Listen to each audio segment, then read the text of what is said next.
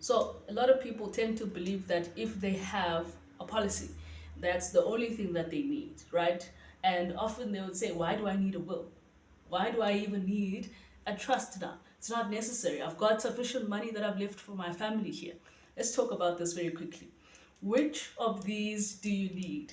Well, my answer is always you need all of them. Let's talk about this. Number one, you need that policy, which is going to pay out money to your family should you pass away, especially if you've got children that are under the age of 18. Remember, these people are still fully dependent on you, right? And whatever money you're making now or the income that you have helps you to take care of them, to pay the bills, to help them grow. You pay for school fees and whatever the case is.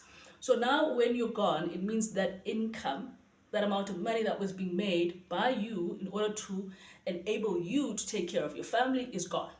So then that policy plays that particular role, or that is the purpose of you taking it out, so that it plays the role. Yoguti, it pays for what is necessary, it helps raise those kids, it pays for all of their school fees and whatever the case is.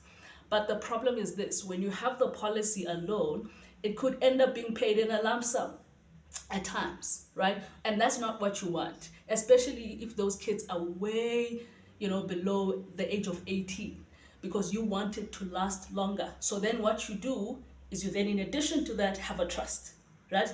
This trust then is going to help structure Leo Manleo. How is it going to structure this amount of money?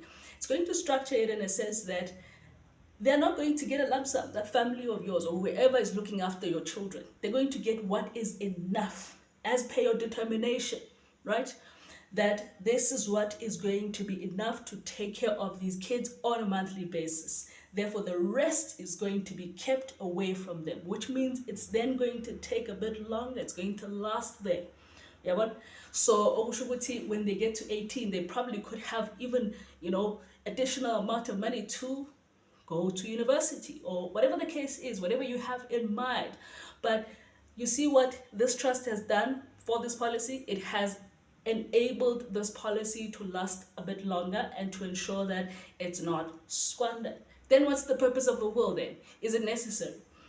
Well, it's going to be necessary, particularly to talk about the other assets that you have, so that those assets are distributed as per your intention. Remember, the only thing you probably have is not only that, policy that you put away. You probably have other properties as well and other things. So you also want to dictate ukuthi indlu lenginayo ukuthi iyakubani kanjani, and that needs to be clear. So you need a will for that.